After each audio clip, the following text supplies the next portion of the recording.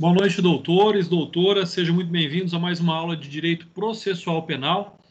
É sempre um prazer estar aqui com vocês. Conteúdo, nós vamos ver aí se conseguimos terminar a introdução ao Direito Processual Penal. É uma introdução de fato bastante longa, já que são muitos princípios, são muitos critérios a serem utilizados aí na compreensão do Direito Processual Penal, mas provavelmente hoje nós estaremos aí terminando, né? E aí nós faremos um trabalho e depois nós iniciaremos, então, na investigação e inquérito policial.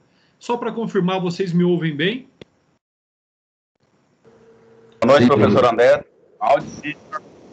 Maravilha, pessoal. Muito obrigado. Muito obrigado aí pelo feedback.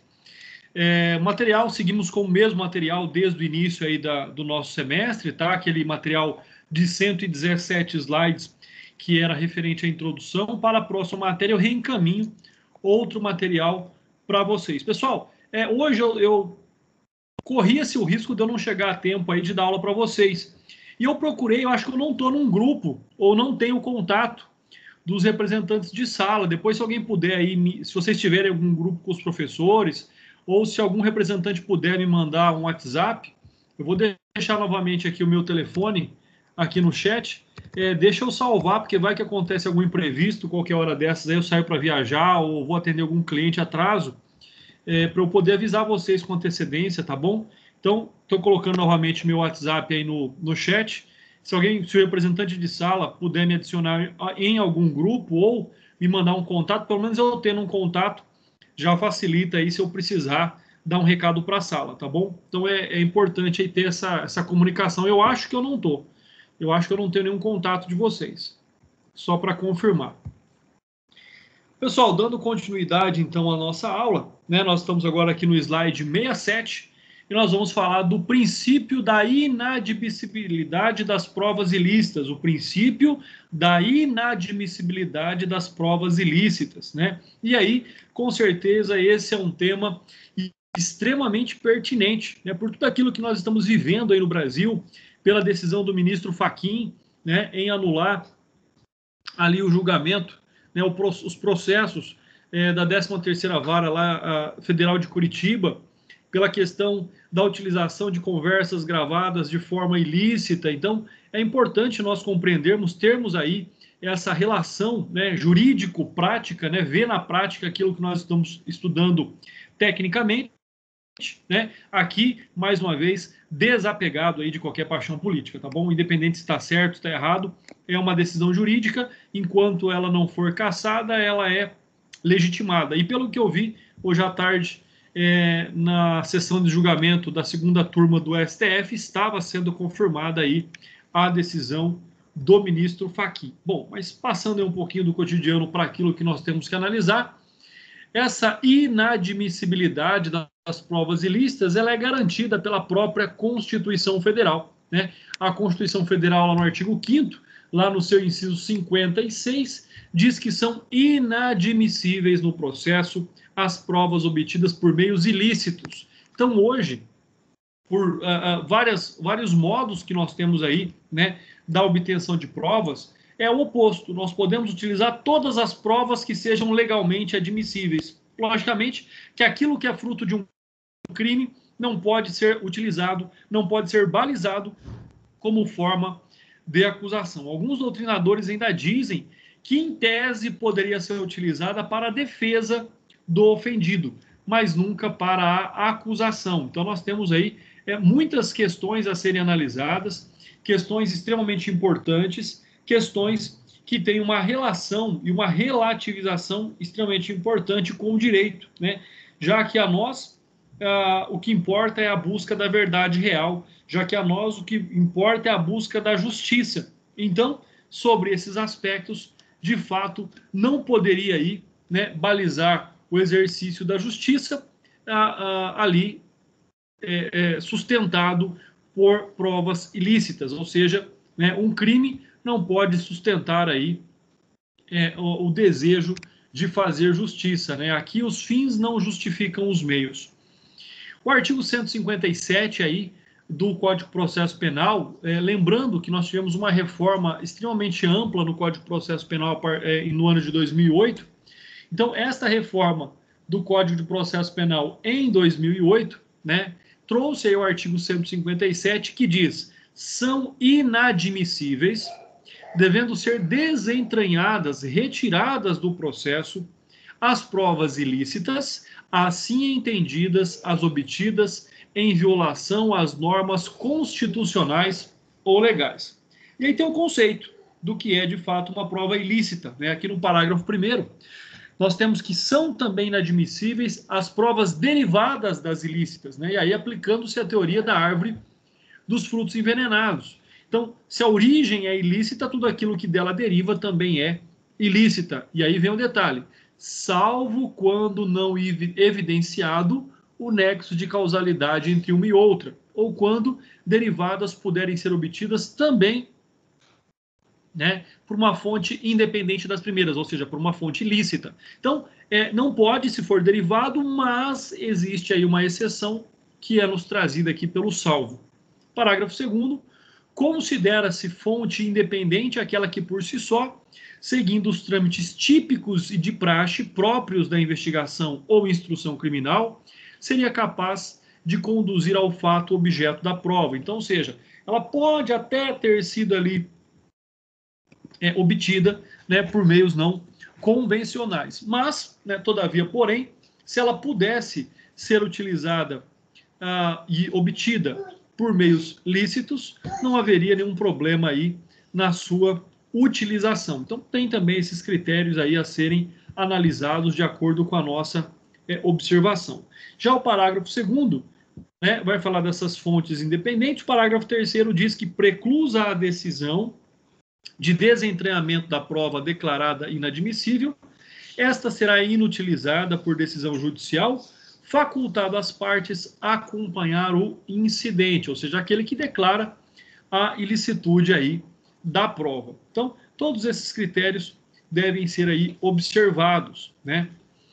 Nós temos ainda um outro princípio extremamente importante aqui do processo penal, que é o princípio do juiz natural, né? Ele vem também descrito lá no artigo 5º, nos incisos 37 e 53 da Constituição Federal, onde diz: não haverá juízo ou tribunal de exceção. Então, só aqueles legalmente constituídos, né, para exercício comum e contínuo. E o 53, ninguém será processado nem julgado senão pela autoridade competente. A autoridade competente é o órgão do Poder Judiciário, seja aí nas esferas da Justiça Estadual, Federal, né, de 1º, 2º ou 3º grau. Pessoal, lembrando que no Brasil nós temos apenas 3 graus de jurisdição, né? Nós temos, em tese, 4, mas a legislação só fala em 3. 1º grau, as instâncias das comarcas, os tribunais dos estados, STJ e STF já seria ali o 3º grau, tá bom? Uma ideia bastante interessante trazida aí pela doutrina sobre essa questão do juiz natural é que os magistrados, eles são pessoas, logicamente, com conhecimento jurídico reconhecido, que foram aprovados em concursos públicos de extrema dificuldade, como são os concursos públicos, né, hoje em dia, e que, logicamente, tem que ter aí a sua independência, a sua imparcialidade na busca do provimento da justiça. Além disso, né, nós temos como consequência do juiz natural o fato de que o juiz natural ele tem competência territorial e ele tem também competência em razão da matéria. E isso é o que vai determinar, então, que ele seja capaz, que ele esteja habilitado a julgar um determinado caso, né? Então, sobre esses aspectos é onde aí a Constituição Federal garante esses direitos também ao juiz, ou seja, a lei não pode criar órgãos jurisdicionais sem distinguir, não pode criar órgãos jurisdicionais nem distinguir magistrados específicos para o julgamento de pessoas ou de fatos determinados. Por isso que nós temos as normas e as regras de competência, né? Nós veremos ainda mais adiante, lá no artigo 70 do Código de Processo Penal, né? Como é que é determinada a competência de julgamento? Não é em razão da pessoa do juiz e não é em razão da pessoa do acusado, em razão da prática do crime e do local do crime, ou seja, em razão do local ou da matéria, né? Então, essas são as formas aí de competência. Lembrando que ao magistrado obriga-se ele, né, em que ele seja imparcial. Ou seja, sem a imparcialidade não existe o exercício legal, né, de busca da justiça. Então, são temas, como eu já disse, extremamente importantes. Pessoal, alguém tem alguma dúvida, alguma pergunta a fazer aqui nesse momento?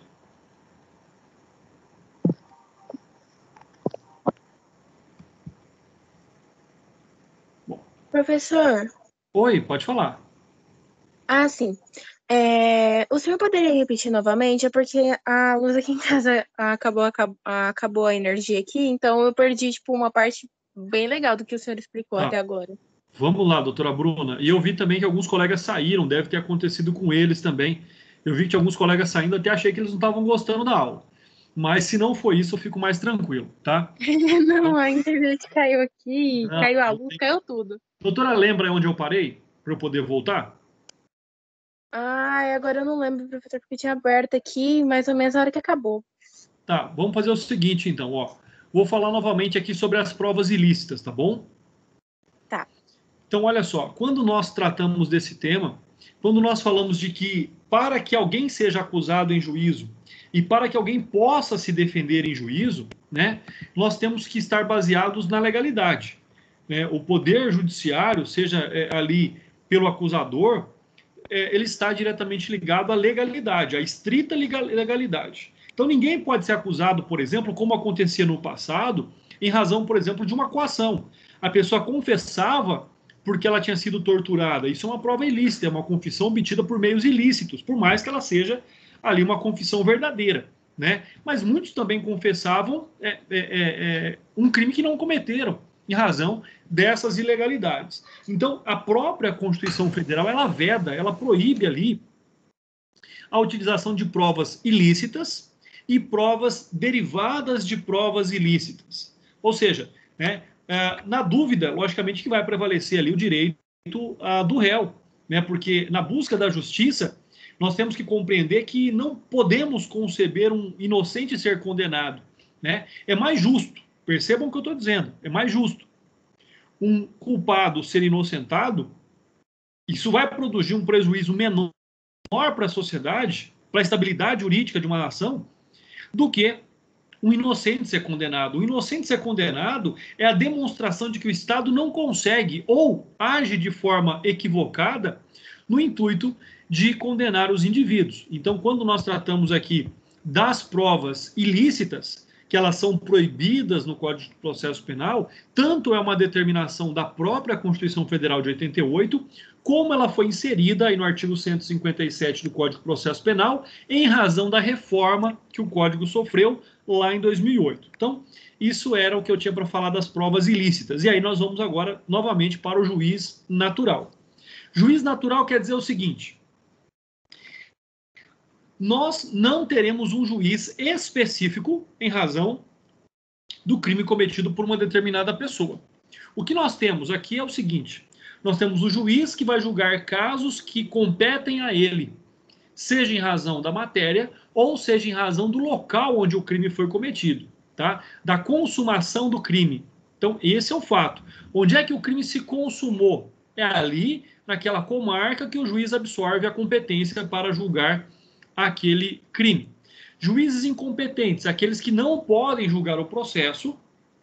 Por quê? Porque eles não dizem respeito a uma matéria que ele esteja habilitado a julgar, ou ele não possui a competência territorial para julgar aquele crime, que aí é onde eu disse sobre a decisão do ministro Fachin, que anulou os processos que foram julgados lá pelo Sérgio Moro. Não porque, e isso a gente tem que explicar a título de conhecimento comum.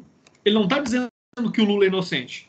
Está dizendo que o Moro não tinha competência como julgador, em razão, seja da matéria ou do lugar onde os crimes foram cometidos, para julgar aqueles processos. Então, muito se fala, o Lula foi absolvido. Não, ele não foi absolvido. A anulação dos processos quer dizer que o juiz não tinha competência para julgar. E a competência aqui não é capacidade jurídica. Quer dizer que aquela matéria não poderia ser julgada pelo Sérgio Moro. E agora, quem tem competência para julgar é o juiz federal lá do Distrito Federal. Né? Agora, também está se ventilando que o ex-juiz federal Sérgio Moro, depois foi ministro do Bolsonaro, ele agiu de forma imparcial. Perdão, ele agiu de forma parcial, ou seja, ele agia, né, numa forma de produzir provas para que o ex-presidente Lula fosse condenado. E mais uma vez eu falo aqui, desapegado de qualquer paixão política, tá bom? Não estou defendendo ninguém, eu estou dizendo que o processo tem que seguir os trâmites legais. O juiz tem que ser imparcial, o juiz tem que ter competência para o julgamento, né? E nós não podemos voltar no período ali da caça às bruxas, onde os meios justificam os fins. Não, os meios não justificam os fins se esses meios forem ilegais. Então, é isso que eu estou aqui dizendo. Então, quando nós tratamos desse juiz natural, é o juiz que tem competência para julgar em razão da matéria, é o juiz que tem competência para julgar em razão da sua localização física, da sua competência territorial, e, logicamente, nós não vamos, né, determinar, olha, esse juiz vai julgar determinada pessoa porque ele é um juiz mais linha dura. Olha, esse juiz não vai julgar determinado caso porque ele é um juiz mais progressista. Não, isso não existe. Não se escolhe a quem julgar e não se escolhe por quem será julgado, porque senão seria fácil, né? Imagina se cada acusado pudesse escolher qual o juiz que vai julgar o seu processo. Imagina se o juiz pudesse escolher os casos que ele tem interesse de julgar. Então, isso não existe. Por isso que nós estamos diante de um princípio constitucional garantido pelo Código de Processo Penal, chamado de juiz natural, que um dos seus princípios basilares é que ele seja imparcial, que ele não tenha interesse no processo, né? Ele tem interesse na justiça, mas não interesse no processo.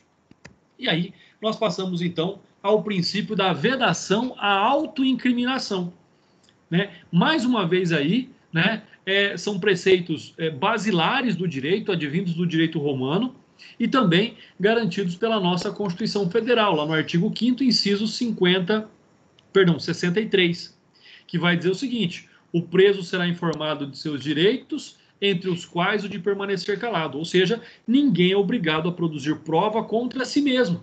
Esse princípio da vedação à autoincriminação, muito discutido recentemente, quando se dizia que a pessoa que se negava ali a fazer o teste do etilômetro, né, era considerado como alguém embriagado. E, na verdade, não. Na verdade, ele não é obrigado a produzir prova contra si mesmo, ele não é obrigado a autorizar a retirada de material biológico, de sangue, para fazer o exame, se ele está alcoolizado ou não, de alcoolemia, ele não é obrigado a soprar o etilômetro, né, e nem por isso ele vai ser considerado como alcoolizado, né, até porque o crime de dirigir embriagado é aquele que é associado a alteração da capacidade psicomotora do agente, está lá no artigo, salvo engano, 306 do Código de Trânsito Brasileiro. Então, na verdade, nós temos essa questão: ninguém é obrigado a produzir prova contra si mesmo, o silêncio não poderá ser considerado ali como um método incriminador. Então, são situações, são direitos aqui que os réus têm, né, e garantidos pela própria Constituição Federal. Uma outra questão a ser analisada aqui é que são direitos internacionais recepcionados pelo Brasil, né, nos tratados do qual o Brasil ele é signatário, como o Pacto Internacional dos Direitos Civis e Políticos, né, como, por exemplo, a Convenção Americana sobre Direitos Humanos, né? Então, e que vai dizer o seguinte: toda pessoa acusada de um delito terá direito, em plena igualdade e pelo menos as seguintes garantias. Primeiro, de não ser obrigada a depor contra si mesma, nem a confessar-se culpada. Quem tem que provar a culpa de alguém é o Estado, por meio do Ministério Público, né? Se o Ministério Público não reúne provas suficientes para acusar alguém, logicamente, não tem ali subsídios mínimos para que o processo venha a prosperar, para que o processo tenha ali o seu trâmite normal e possa culminar numa sentença condenatória. Então, sob todos esses aspectos, é que nós aí, então, analisamos, né? O outro artigo dessas legislações internacionais vem dizer que toda pessoa acusada de um delito tem o direito de que se presuma a sua inocência enquanto não for legalmente comprovada a sua culpa durante o processo. Toda pessoa tem direito, em plena igualdade, às seguintes garantias. Ele repete: direito de não ser obrigada a depor contra si mesma, nem a confessar-se culpada. Então, ou seja, nós temos uma garantia constitucional à não autoincriminação. nós temos um direito constitucional garantido ao silêncio do indivíduo, né? O silêncio é um ato de defesa e, por ser um ato de defesa, não será considerado como método e como modo prejudicial ao agente, né? Que é o que nós temos aqui nessa próxima tela. Silêncio, não praticar comportamento incriminador e não produzir prova invasiva contra si mesmo. Então, sobre todos esses aspectos, também visam aqui garantir a integridade física do indivíduo, a integridade psicológica do indivíduo, bem como a sua dignidade, né? A dignidade da pessoa humana. Por quê, pessoal?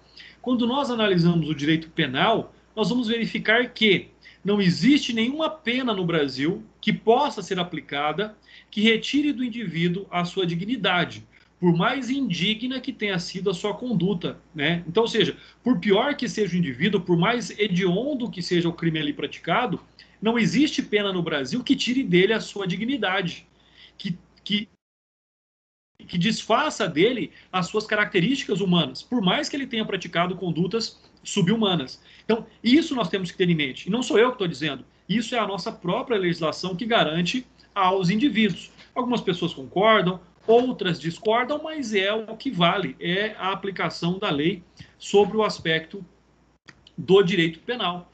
Então, quando nós tratamos, por exemplo, do direito ao silêncio, ele está ali esculpido no artigo 186 do Código de Processo Penal. Nós já vimos onde é que ele se apresenta na Constituição Federal, e aqui no Código de Processo Penal ele diz que, depois de devidamente qualificado e cientificado do inteiro teor da acusação, o acusado será informado pelo juiz, antes de iniciar o seu interrogatório, do seu direito de permanecer calado e de não responder às perguntas que lhe forem formuladas. Então, ou seja, o que está dizendo aqui é que o interrogatório é um ato de defesa do acusado, o interrogatório é um ato em que o acusado tem o direito ou de permanecer calado ou de não responder perguntas que lhe forem formuladas, né? O parágrafo único diz mais ainda: o silêncio, que não importará em confissão, não poderá ser interpretado em prejuízo da defesa. Então, esses são atos que são extremamente importantes. Por quê? Porque, por vezes, a acusação, ao invés de perguntar sobre fatos, ela busca induzir, né, o acusado sobre coisas que ele não fez. E isso é fácil você perguntar, né, você mudar ali o contexto de uma pergunta. Então, são elementos importantes na defesa do indivíduo. Ou seja, né, não falar não constitui crime. Aí surge uma questão interessante. E mentir? O réu tem o direito a mentir? Bom, pessoal, só quem não pode mentir são as testemunhas, tá? Para o réu não existe o crime de perjúrio, tá? De mentir em juízo, de crime contra a administração ali da justiça. Então, logicamente, que nenhuma defesa vai se basear ou vai se sustentar em mentiras, isso é fato.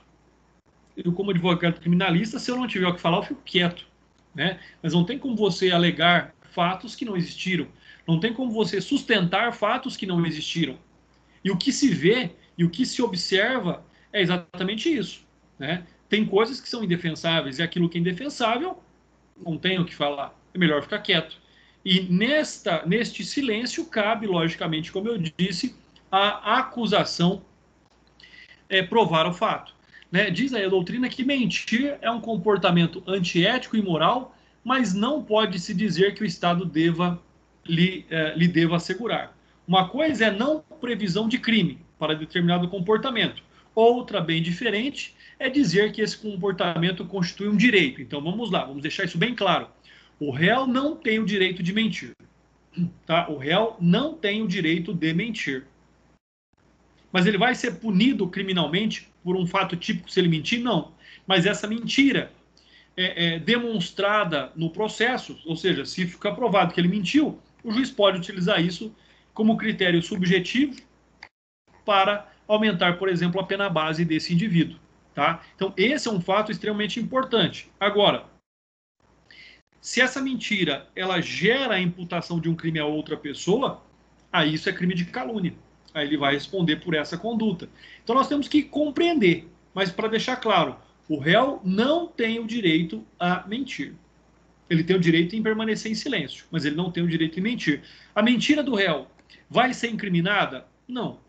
Mas pode trazer consequências negativas para ele? Pode. Então, nunca se recomenda basear uma defesa em mentiras.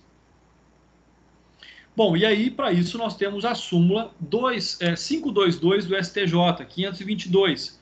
A conduta de atribuir-se falsa identidade perante a autoridade policial é típica, ainda que em situação de alegada autodefesa. O que significa? A pessoa, quando abordada por um agente policial, ela pode ficar quieta, ela pode não se identificar.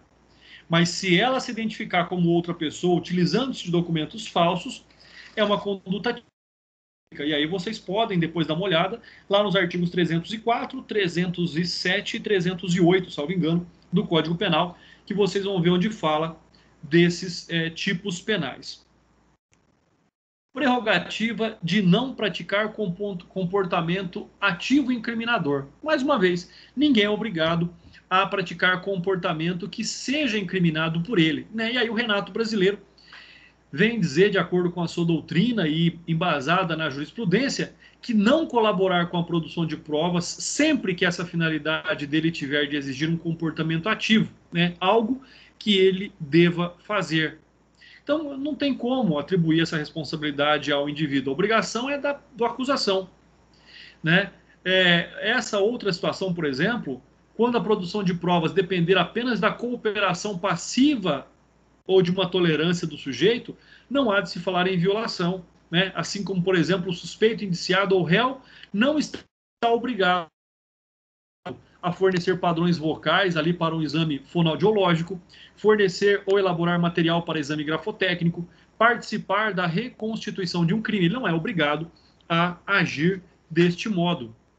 E nessas situações, a negativa do réu se caracteriza com o exercício regular de um direito, ou seja, não é crime, já que se trata de uma excludente de ilicitude prevista ali no inciso 3º do artigo 23 do Código Penal. Então, fiquem sempre muito atentos a isso. Aquilo que a pessoa deve fazer, aquilo que ela pode fazer, aquilo que ela pode fazer ou não fazer, tá? Então, fiquem sempre atentos a essa situação. Agora, prevalece o entendimento de que deve tolerar um comportamento passivo, o reconhecimento pessoal. A pessoa também não pode se negar a ficar ali naquele local, próximo de pessoas semelhantes a ela em aparência, para que ela seja reconhecida pela vítima, por exemplo. Aí não tem como ela se negar, tá? Então, nessa situação, não se exige um comportamento ativo. Tá aqui, ó. Não se exige um comportamento ativo. Mas se o comportamento, essa cooperação for passiva, aí não tem como evitar, tá? Aí não pode, não é um direito do réu se negar a este comportamento passivo. Então, é extremamente importante que nós tenhamos aí essa observação. Prerrogativa de não produzir provas incriminadoras e invasivas. Lembrando, nós veremos aí mais adiante, que no inquérito policial não se produz provas, tá bom? Prova só é produzida em juízo, sobre o manto do contraditório e da ampla defesa. Durante o inquérito policial, nós temos apenas os elementos de informação. Agora, o que significa provas invasivas? São aquelas intervenções corporais diretas, que implicam em penetrações ou extrações físicas, como, por exemplo, ali a coleta de sangue, exame ginecológico, identificação dentária, endoscopia e dentre tantos outros. Tá? Então, não é obrigado a produzir provas invasivas. Dentre provas invasivas, ou melhor, as provas não invasivas, aí a pessoa não pode se negar. Como, por exemplo, encontra-se ali fios de cabelo ou sinais corporais do indivíduo na cena do crime. Foi na cena do crime, não foi nele. E aí, logicamente, que essas provas podem ser, então, utilizadas. Provas não invasivas, no caso lá de estar alcoolizado. Se você for parado numa blitz, e você tiver bebido um pouquinho, você não vai fazer o etilômetro, você não vai autorizar a colheita de sangue, eles vão falar, olha, vamos te levar para a delegacia. Tudo bem, vou para a delegacia. Aí eles vão dizer, você é obrigado a fazer o exame clínico. Aí você é obrigado. O que é o exame clínico? Ficar parado, só isso. Você não é obrigado a ficar de um pé só, você não é obrigado a andar em linha reta, você nada, você tem que ficar parado. Isso é o exame clínico. Exame clínico é exame observatório, tá? Né? E aí o que você recomenda é, enche o pulmão, prende o ar para você não ficar ali balançando em razão, né, da tontura do álcool, tá? Então, exame clínico você não pode se negar. Você pode se negar ao etilômetro e você pode se negar a retirada de sangue, tá? Mas exame clínico, que somente, na verdade, é a prova passiva, é a observação de que se você está, de fato, ali alcoolizado, né? Como sempre os policiais citam, fala pastosa, odor etílico, pupila dilatada, isso é exame passivo, eu estou observando você e estou ali buscando características que demonstrem que você está alcoolizado. E olha, exames corporais, exames de comportamento, exames observatórios são muito eficazes aí na busca de informações, né? Eu sou professor de medicina legal também e eu tenho especialização em CSI, investigação criminal, e vocês não têm ideia do quanto se pode provar alguma coisa pela simples observação do indivíduo, né? Como critérios aí de mentira, indicações de ansiedade, de incerteza, tudo isso pode ser observado quando você tem aí um conhecimento um pouquinho mais aprofundado nessa área. Renato Brasileiro, ele vem falar bastante sobre o tema, né? E só para a gente poder entender, eu vou aqui ler a questão, a parte grifada, que o dispositivo constitucional em destaque se presta para proteger não apenas quem está preso, mas como também aquele que está solto, assim como qualquer pessoa a quem seja imputada a prática de um ilícito criminal. Então, ou seja, essa não obrigatoriedade de agir, né, de praticar, produzir provas contra si mesmo, ela é ampla aí sobre todos os aspectos. Bom, vamos falar um pouquinho agora do princípio da proporcionalidade. Ele está sempre ligado ao princípio da razoabilidade, né? E o artigo 5º, inciso 54 da Constituição Federal, diz que ninguém será privado da liberdade ou de seus bens sem o devido processo legal. Então, nós temos como regra a liberdade e a proteção do patrimônio. Como exceção, de acordo lá com o artigo 312 do Código de Processo Penal, nós temos a possibilidade, por exemplo, da prisão preventiva. Nós temos, por exemplo, a possibilidade da prisão em flagrante delito, né? Então, ou seja, nós temos a prisão em flagrante, prisão provisória, né, que é por tempo determinado, durante o inquérito normalmente, e a prisão preventiva, que é por tempo indeterminado. Então, ninguém será privado da liberdade, senão pelo devido processo legal e desde que seja devidamente fundamentada ali a circunstância que determina a prisão. A regra é a liberdade. A regra é a aplicação das medidas cautelares do artigo 319, também do Código de Processo Penal. Essa é a regra. As medidas cautelares do 319 são medidas também restritivas da liberdade, mas que não coloca a pessoa em total privação da liberdade, né? Então, são medidas que podem ser aplicadas para evitar que a pessoa seja presa. Então, é sempre importante falar que a liberdade é a regra e a prisão é a exceção, pessoal. Bom, um outro fato, e por isso que nós estamos diante do princípio da proporcionalidade, da razoabilidade. É razoável essa medida? É proporcional essa medida? Né? Logicamente que ela tem que ser analisada no devido processo legal. O que significa devido processo legal? Né? Para toda decisão, para toda condenação, existe sempre uma argumentação em contrário, direito à defesa ou direito de reação. O juiz determina a prisão preventiva, a pessoa tem direito a entrar com habeas corpus para buscar ali a liberdade do indivíduo, demonstrando que não houve ali a razoabilidade e a proporcionalidade daquela decisão. Então, são estratégias jurídicas que nós devemos utilizar para a garantia do direito do indivíduo, né? E aí nós vamos observar, então, quais são os aspectos, o aspecto legal e o aspecto processual. Primeiro, né, o devido processo legal seria um princípio informador, um princípio síntese, nele englobado várias garantias e princípios, sem os quais não se conceberia um verdadeiro processo. Ou seja, quando nós falamos de devido processo legal, nós temos a forma, ele pode ser formal ou processual ou substancial dessas relações princípio não informador, engloba garantias e a razoabilidade. Então, dentro dessa perspectiva de análise que nós temos aqui sobre o processo penal, nós vamos observando aí algumas questões bastante importantes, como, por exemplo, né, ele é uma espécie de esqueleto por onde se assentam e se conformam vários outros princípios e direitos, sem os quais não se pode constituir qualquer devido, ou seja, aquilo que é garantido. Sobre o aspecto substancial, conforme nós vimos que ele está presente aqui, o devido processo legal ele encerraria a exigência de que as leis e as atividades do Estado, na pessoa do juiz de direito, né, perante um processo, fossem razoáveis, equitativas, de modo algum arbitrárias e não moderadas. Então, nós temos sempre que lançar aí essas questões, né? Agir e sempre dentro de princípios garantidores do direito. Seja lá, mais uma vez, a imparcialidade, seja a legalidade, seja a não arbitrariedade, a razoabilidade. Então, são princípios sempre fundamentais quando nós vamos analisar, né? Olha aí, será que é necessária a privação da liberdade do indivíduo?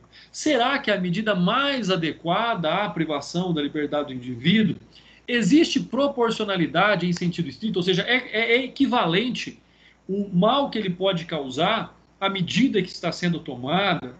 É necessário que isso seja feito para evitar um dano ao processo, à vítima, ou um dano de não aplicação da lei? Então, essa exigibilidade ou intervenção mínima do Estado, intervenção mínima do poder público nos direitos fundamentais dos indivíduos, já que os direitos fundamentais também são ali garantias de ordem constitucional. Então, o que é que isso visa? Proíbe o excesso e exige-se a comparação entre as mais variadas medidas existentes e disponíveis, diminuindo assim a ingerência do Estado na liberdade do indivíduo e ainda diminuir a lesividade dessas intromissões. Como eu disse, a liberdade é a regra. Imagina que a pessoa fica presa durante todo o processo e lá no final ela é absolvida, ou seja, então não existiam elementos suficientes, necessários, para que ela ficasse presa durante todo o processo, né? E ao final a pessoa fosse absolvida. Tem uma certa incoerência, é irracional medida dessa natureza. Quanto à adequação, né, também conhecido como idoneidade ou conformidade, determina que a medida adotada pelo poder público seja apta, apropriada para atingir os fins almejados. O que é que o Estado busca, então? Né? Aí sim, o meio justifica para atingir o fim que o Estado pretende. Então isso é um fato extremamente importante. Quando nós falamos em proporcionalidade em sentido estrito, nós estamos falando da ponderação, tem que ser ponderado, tem que ser razoável. Qual é o custo-benefício dessa medida para a sociedade? Vale a pena tomar uma medida dessa gravidade? Né? Ou seja, houve ali um sopesamento das consequências disso. Né? O fato de um cidadão que está sendo acusado por um crime ímpar na sua vida ser preso, perder o emprego, deixar a sua família desprovida de rendimentos. Então, isso é extremamente importante. E nós temos que analisar também sempre sobre um duplo espectro. O negativo e o positivo. Qual que é o negativo? Né? No sentido de servir de barreira protetora contra o excesso e o arbítrio dos magistrados, daqueles que tomam decisões. Quanto ao positivo, pregando a proteção eficiente do Estado em relação aos bens e os direitos que não sejam exclusivos do acusado, ou seja, que são direitos sociais. Então, isso é extremamente importante. Isso é extremamente importante, né? Mas sempre baseado ali, principalmente na valorização dos direitos fundamentais do indivíduo, na preservação da dignidade da pessoa humana, como vida, liberdade, honra. Isso, quando maculado, dificilmente poderá ser restaurado como ao status quo ante. O Edilson, né, Mongenor Bonfim, ele fala bastante sobre isso na sua doutrina, né? Só para a gente poder identificar o que ele diz que assegura-se não somente uma garantia do cidadão perante aos excessos do Estado, na restrição dos direitos fundamentais. O princípio da proibição do excesso, chamada de proteção vertical. Por quê? Porque aí quem vai determinar e corrigir essas questões é em razão ali dos tribunais, em razão dos magistrados de primeiro grau, ou seja, essa verticalização, ou seja, de cima para baixo, é que mantém a garantia do cidadão, é que garante esse valor de segurança dos direitos constitucionais. Quando nós comparamos os princípios, direitos e garantias individuais, né, na verdade, esse comparativo, ele é um comparativo aglutinador entre princípios, direitos e garantias individuais. Elas são extremamente importantes, né, e extremamente relevantes para que o direito possa alcançar o seu fim, para que o processo penal possa agir de forma oportuna, razoável, legal, e que nessa contextualização das matérias jurídicas, ele cumpra a sua finalidade, que é o restabelecimento dos direitos violados. Agora, quanto a isso, né, em tratando de direitos e de garantias do processo, né, nós estamos falando também que o processo é conduzido por pessoas, e pessoas são falíveis. O juiz pode errar, e esse erro deve ser observado e corrigido pelo tribunal quando, né, logicamente, suscitado. O tribunal também não vai ficar interferindo de ofício nas decisões dos magistrados. E quando nós falamos sobre princípios, muitos não dão muita importância, mas vocês vão valorizar o que é a importância do princípio quando, na verdade, vocês estiverem ali, né, exercendo o direito de alguma forma, seja como advogado, promotor, juiz. Aí sim vocês vão valorizar muitos os princípios, os direitos e as garantias. Vocês vão ver que entre as diferenças existe sempre algo que os aproxima, né? Muitas vezes falar sobre um determinado princípio é o mesmo que dizer sobre determinado direito ou garantia. Eles acabam ali se entrelaçando. Princípios, direitos ou garantias. E aí, para que nós possamos compreender, então, né, fica aqui essa questão, né, de direitos, princípios e garantias. Por exemplo, o mesmo fato tratado pela Constituição Federal, pelo Pacto Internacional de Direitos Civis e Políticos e pelo Pacto de São José da Costa Rica. Então, por exemplo, direito à liberdade e à igualdade, está lá na Constituição. Direito à liberdade e à igualdade estão prescritos. Aí vocês têm essas tabelas que vocês podem ler depois, analisar posteriormente e buscar essa compreensão entre aquilo que é um direito nacional, princípios e garantias. Tá? Por exemplo, proteção à integridade física, moral do preso, reconhecimento da dignidade do ser humano, com repúdio a tratamento cruel, desumano ou degradante, devendo o acusado ser preso ser tratado de forma condizente com o status de não condenado. Toda pessoa tem o direito a que se respeite a sua integridade física, psíquica e moral. Então, esses são aspectos muito importantes, né? Olha só, garantia de desconsideração prévia da culpabilidade.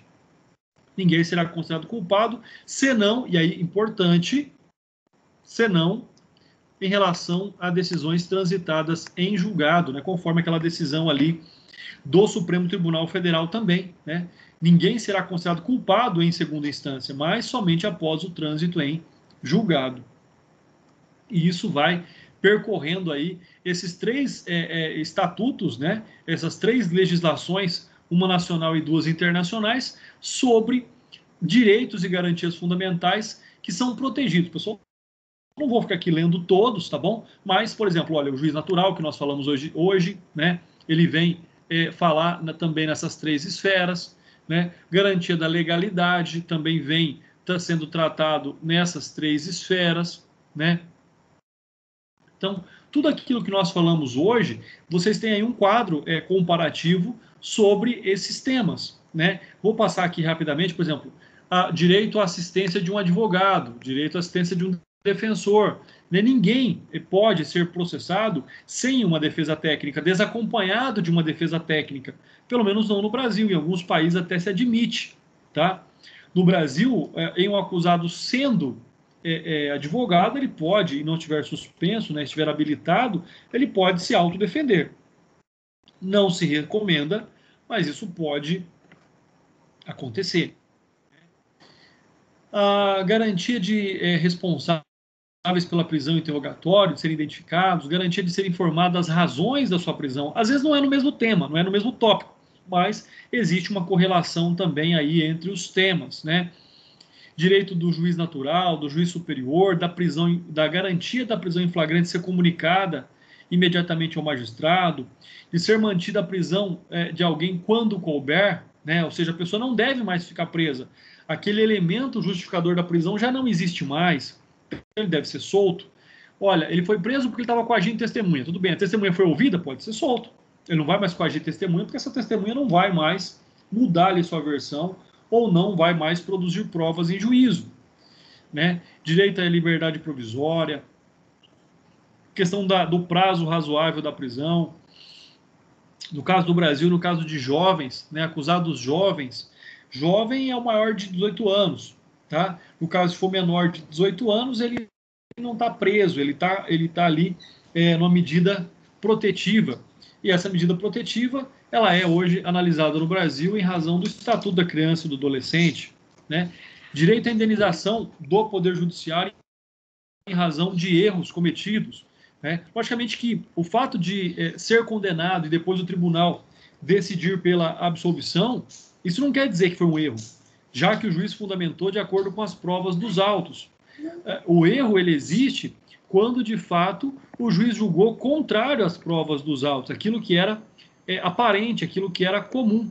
Então, esses fatos, essas circunstâncias, é que vão ser ali, então, observadas pelos tribunais, que vão ser observadas como a possibilidade de um erro, né, de julgamento. E aí o erro, logicamente, quem erra tem que indenizar, tem que responder pelos seus erros. Pessoal, vamos falar um pouquinho sobre a lei processual no espaço, né? Já pensando um pouquinho aqui na competência de julgamento. Quando nós falamos em lei processual no espaço, nada mais é do que expor acerca da abrangência das disposições normativas, e essas disposições normativas, elas têm uma regência sobre o processo penal, ou seja, essa extensão territorial que existe, né, que gera a competência do julgador, que gera a competência do indivíduo, né, do magistrado, em poder julgar determinados processos, em poder julgar determinados casos. Eu volto mais uma vez a falar sobre o caso lá da anulação dos processos lá da 13ª Vara Criminal de Curitiba, da Justiça Federal de Curitiba. O que é que nós temos a respeito disso? Olha só o que diz o artigo 1º aí do Código de Processo Penal. O processo penal reger-se-á em todo o território brasileiro por este código, ressalvados. Olha só o que nós falamos agora há pouco, importância daqueles quadros comparativos. Tratados, convenções e regras de direito internacional, foro privilegiado, processo de competência de justiça especial, no caso, justiça militar, né? Processo de competência de tribunal especial, como existe a ressalva lá no artigo 122, processo de crime de imprensa, e aplica-se, entretanto, a este código, né, as leis especiais também, que podem aí regular determinados temas. Então, esta competência é uma competência territorial. Vocês viram isso lá no direito penal, por exemplo, no artigo 7º do direito penal. Ele vai falar da competência da aplicação da lei penal, né, em razão lá dos crimes praticados em território nacional ou fora do território nacional. Olha como é importante fazer esse link aqui entre o direito penal e o direito processual penal. Por quê? Porque existe uma relação entre a lei penal no espaço, direito material, e existe uma relação entre a lei processual formal. Então, esse é um aspecto importante. Uma questão é a própria matéria, o crime em si. A outra é como esse crime será julgado em questões relacionadas à extraterritorialidade. E aí fica mais uma vez a ressalva aqui, para vocês possam dar uma olhada, dar uma relembrada, o estudo do artigo 7º do Código Penal. Ainda sobre esse tema, né, o Patielli ele fala aí que, mas do ponto de vista do processo penal, não há qualquer complexidade. Processo é um instrumento de jurisdição, assim somente se aplica no caso de processo penal em sede de jurisdição brasileira. Lógico que o direito penal ele pode ali existir com relação à extraterritorialidade.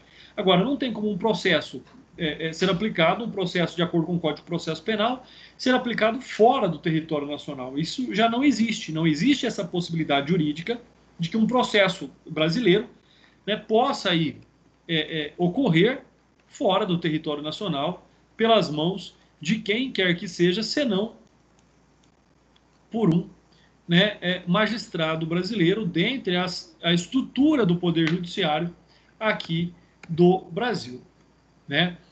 Uma questão importante, ainda tratada aí pelo artigo 1º, de acordo com a doutrina do Renato Brasileiro, é que a aplicação da lei em território nulos, ou seja, se não for em território nacional, é nulo. Né? A existência de autorização do Estado, a ato processual será praticado. Então, o Estado até pode praticar um ato processual fora do Brasil, como, por exemplo, uma carta rogatória, né? Nos territórios ocupados, em caso de guerra. Então, nós temos exceções, mas são exceções aí muito limitadas, né? Atos processuais fora do Brasil, já disse, carta rogatória. O que é uma carta rogatória? O juiz de uma determinada comarca encaminha uma carta rogatória por meio do Itamaraty para outro país, para que lá, nesse outro país, seja, por exemplo, ouvida uma testemunha. É um ato processual realizado fora do Brasil, mas o processo corre em território nacional nos termos da nossa legislação. Lei processual no tempo, pessoal. Olha que interessante. Está lá no artigo 2º do Código de Processo Penal. E vem dizer o seguinte: a lei processual penal aplicar-se-á desde logo, sem prejuízo da validade dos atos realizados sob a vigência de lei anterior. Quando vocês estudaram direito penal, lá vocês viram a irretroatividade da lei penal mais prejudicial.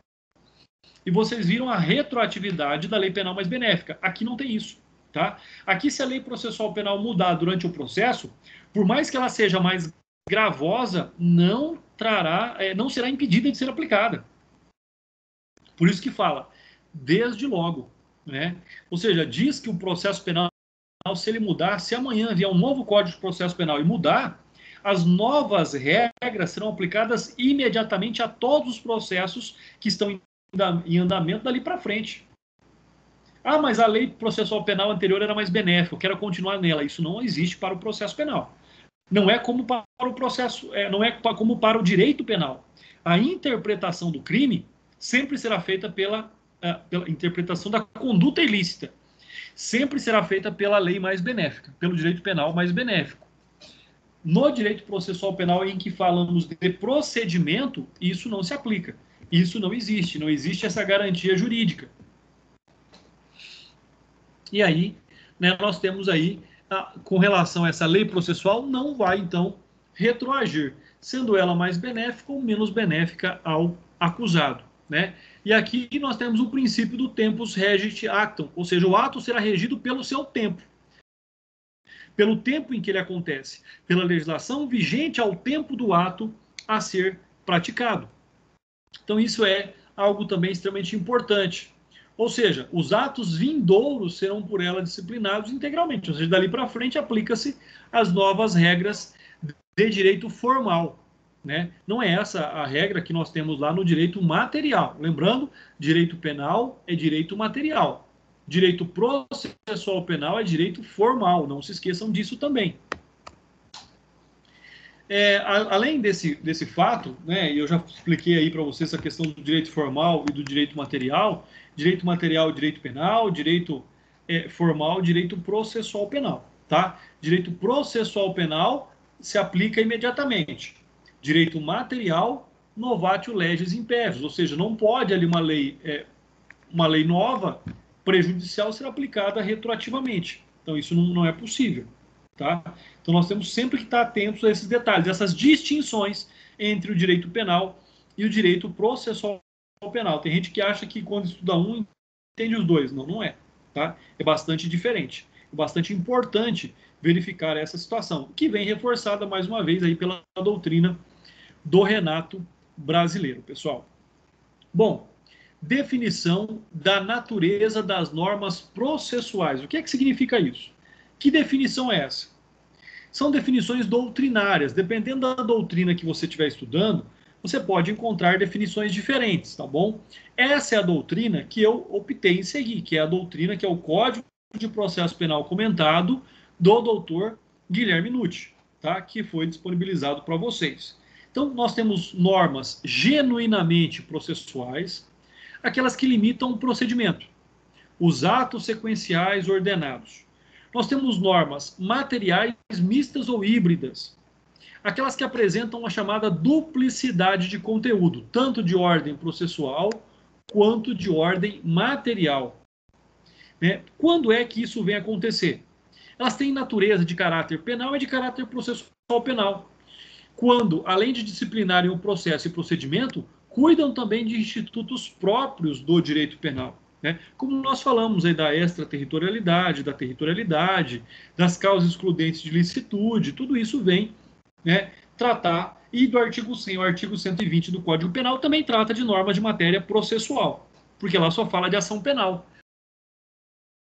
Né, do artigo 100 ao artigo 120 do Código Penal. Então, existe uma interligação em que essas normas processuais materiais mistas ou híbridas podem aí afetar tanto o direito formal quanto o direito material. E aí que vocês têm, então, os conceitos doutrinários do Renato Brasileiro quanto às normas penais, né? Ou seja, normas aí que vão variar entre normas penais, normas processuais penais, né? E a doutrina não conseguiu chegar num acordo aí sobre o que seria as normas processuais mistas ou híbridas, tá? E aí fica essa divisão entre a primeira corrente e a segunda corrente. Aqui, mais uma vez, só falando, reforçando aquilo que nós já dissemos, né? Ela vem só para expressar em casos concretos, né? Como a alteração da Lei 13.718 de 2018, que alterou a natureza jurídica da ação penal dos crimes contra a dignidade sexual. Então, ou seja, ela passou de ser uma ação penal pública condicionada à representação para ser uma ação penal pública incondicionada. Mudou, logicamente, ali o rito processual, né, o sujeito ativo da ação. Então, são normas de natureza penal que têm aí uma influência sobre o direito processual penal, porque lá no direito penal, vocês já viram, a regra geral é que toda ação ela é pública incondicionada. Quando ela não for pública incondicionada, vai estar escrito somente se procede mediante representação, somente se procede mediante queixa-crime. Então, o próprio Código Penal ele já nos dá esses indicativos aí relativos ao rito processual, relativos ao tipo de ação penal, ao modo em que será processada, então, aquele crime, né? Então, são essas normas aí que podem ser consideradas como mistas, né, ou híbridas. Normas processuais heterotópicas. Olha que nome bonito, né? O que significa uma norma processual heterotópica? Ou de tópicos diferentes, né? Melhor dizendo. Ela tem aí como finalidade conceituar normas apenas, né, ou apesar de terem um determinado conteúdo material e processual. Estão inseridas nesse diploma nos códigos de natureza diversa. Exemplo, né? A heterotopia, em síntese, consiste na intromissão ou superposição de conteúdos materiais no âmbito da incidência de natureza processual, conforme o exemplo que nós acabamos de ver, né? Vou até voltar aqui, olha, esse é um exemplo de norma heterotópica, tá? O artigo, né, alterado lá que trata dos crimes de natureza contra a dignidade sexual. Norma processual mista é o mesmo que uma norma processual heterotópica. Aí vem um detalhe. Diz o Renato Brasileiro que não, que elas não se confundem. Enquanto as heterotópicas possuem uma determinada natureza, ou seja, material ou processual, em que pese estar incorporada a um diploma de caráter distinto, as normas processuais mistas ou híbridas apresentam dupla natureza, vale dizer, material em uma determinada parte e processual em outra parte. Pessoal, é muito próximo, a linha de distinção entre elas é muito tênue, na verdade, tá? E isso é a questão aí que ainda não existe um consenso na doutrina. Tanto é que o Avena vem aqui dar alguns exemplos, né? Olha só, direito ao silêncio assegurado ao réu em seu interrogatório. direito da sua previsão no Código de Processo Penal, possui caráter nitidamente assecuratório de um direito material. 2. As normas gerais que disciplinam a competência da Justiça Federal, sem embargo de estar incorporadas no artigo 109 da Constituição, possuem natureza, evidentemente, processual. Então, essa confusão que existe é onde a doutrina se perde. Tá? Nós temos que saber que existe e vocês podem adotar as mais diversas correntes sobre esse tema. Interpretação da lei processual penal, pessoal, caminhando aí já, né, para os últimos slides aqui da nossa aula de hoje. O que nós temos a respeito disso? Pessoal, interpretar a lei é extremamente importante, né? Quem tem dificuldade com interpretação de texto, faça um cursinho, procura o Kumon, né? Faz alguma coisa, porque advogado que não interpreta aquilo que lê vai ter dificuldade na vida e vai ser mais difícil alcançar os seus objetivos. O próprio artigo 3º do Código de Processo Penal diz que a lei processual penal admitirá interpretação extensiva e aplicação analógica, bem como o suplemento dos princípios gerais do direito. Então, está garantido por lei a possibilidade dessa interpretação legal. Então, se você não sabe interpretar, vai ter problema no futuro, tá? Por exemplo, o que são leis processuais? Elas admitem analogia e interpretação extensiva. Já as leis penais de natureza material não admitem analogia e interpretação extensiva para incriminar o réu, somente para absolvê-lo, né, somente em seu benefício. Então, nós temos que ter essa concepção daquilo que é uma interpretação extensiva, ou seja, para além do processo, e uma interpretação analógica, ou seja, a casos semelhantes eu aplico normas semelhantes. Então, essa é aí, logicamente, a hipótese. E, lógico, nunca será interpretada ou utilizada analogia para prejudicar alguém. Quanto à interpretação extensiva das normas processuais, ela pode ter como finalidade declaratória, ou seja, esclarecer algum fato. Ela pode ter como finalidade restringir ali a interpretação da norma. Então, ela tanto pode declarar, dar o seu real ideal ou próprio da norma, ela pode restringir, dizendo, olha, não é tão ampla quanto está escrito. Né? O legislador colocou um negócio aqui que, na verdade, não é bem assim, não vai atingir tanto do dispositivo legal. Ou ela pode ser extensiva, como também, né, ela é o inverso da restritiva, ela vai além daquilo que a própria lei diz. Né? Como exemplo disso, nós temos lá o artigo 581 do Código de Processo Penal, em que ele, na verdade, vai dizer o seguinte: ele trata do recurso em sentido estrito, que talvez seja um dos recursos mais amplos que nós temos no Código de Processo Penal. E essa é uma interpretação extensiva. Por quê? Porque não existe previsão de recurso de forma tão ampla. Né? Olha só, caberá recurso no sentido estrito da decisão, despacho ou sentença que não receber a denúncia ou a queixa. Então, esse não recebimento, em tese, não caberia rese. Caberia recurso de apelação. Mas se aplica o rese por uma disposição legal extensiva. Progressiva. É a interpretação que evolui. Muda e se altera em adequação a transformações jurídicas, tecnológicas, científicas. É você pegar, por exemplo, um código de 1941, de um código que é de 1940 ou de 73, e aplicar ele para uma realidade de 2021. Então, essa é uma interpretação progressiva ou progressista. Né? Se eu não tenho uma lei adequada à realidade natural, enquanto essa lei não seja alterada, ela tem que ser aplicada. Né? Surgem crimes novos, crimes cibernéticos, e não tinha uma legislação até pouco tempo atrás. O que se fazia? Criava-se, então, uma interpretação progressiva para aplicar a legislação que tinha casos que a lei não regulava. Quanto à analogia, né, ela está descrita lá de uma forma bastante clara no Código de Processo Civil. Né? E diz lá a analogia do artigo 140 do CPC, o juiz não se exime de decidir sobre a alegação de lacuna ou obscuridade do ordenamento jurídico. Ah, a lei não fala nada, então eu não vou julgar. Não. Ele vai ter que decidir sobre algum fato, mesmo que existam lacunas na lei que não deem ali uma exata informação de como ele deve decidir. Então ele vai buscar aqui a analogia. Lembrando que para o direito processual penal, ela nunca será utilizada em prejuízo, né, em malam partem para o acusado. E na dúvida prevalece ali o indúbio pro réu, na dúvida prevalece a absolvição do réu. Analogia é a aplicação do que você tem àquilo que existe e não tem um regulamento jurídico. A interpretação extensiva é olhar além da lei, ou até onde a lei pode chegar.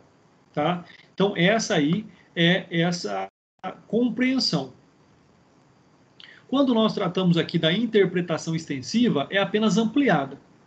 Quando nós tratamos da analogia, é aplicar determinada regra legal, não raro de um ramo distinto do direito, a um caso não naturalmente contemplado como hipótese de incidência. Né? Então, nós temos algumas hipóteses que não existe uma previsão legal, mas eu preciso agir sobre ela. E, para isso, eu pego uma lei que é aplicada a um fato semelhante.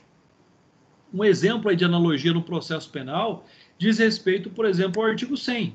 A possibilidade de instrução e apresentação de rol de testemunhas na hipótese do magistrado não aceitar a suspensão a ele oposta. Então, todavia, embora admita o seu oferecimento, o Código não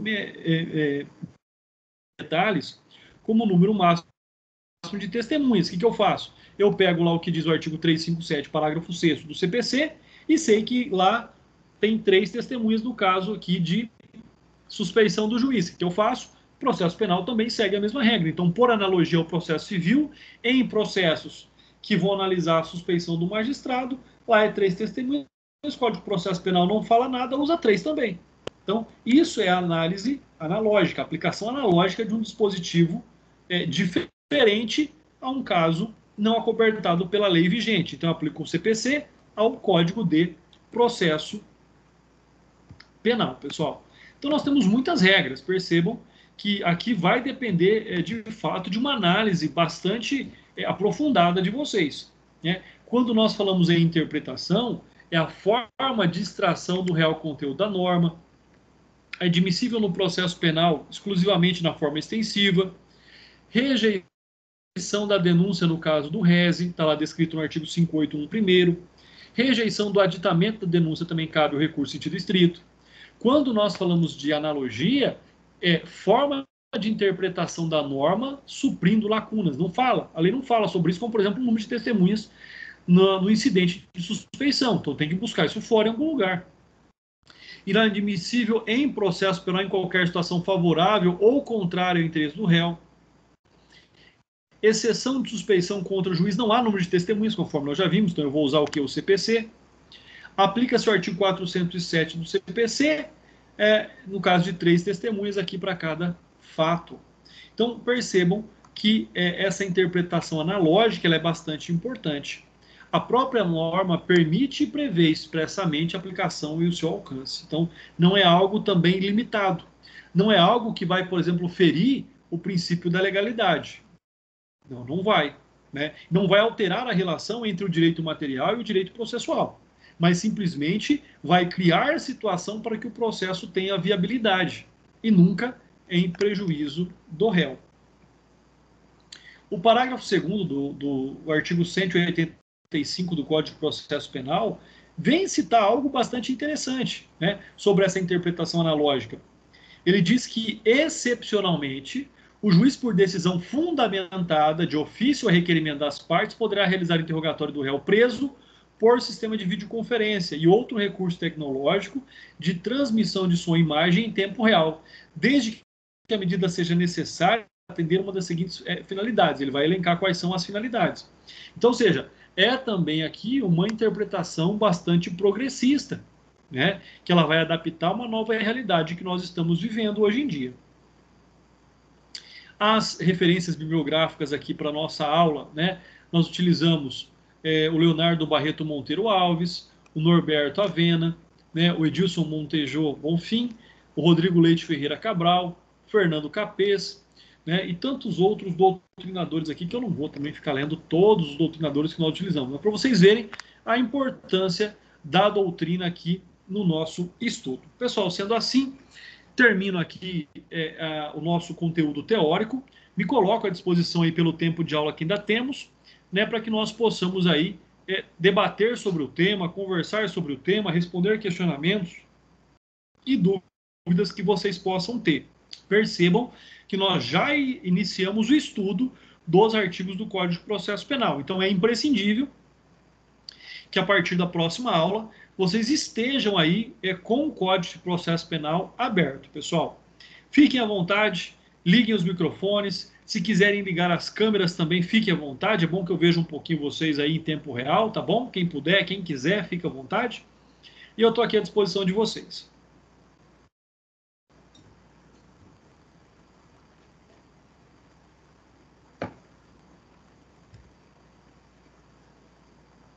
Não havendo dúvidas, não havendo questionamentos, ninguém querendo aparecer aí na câmera, pessoal. Forte abraço, fiquem com Deus, até a nossa próxima aula e até semana que vem.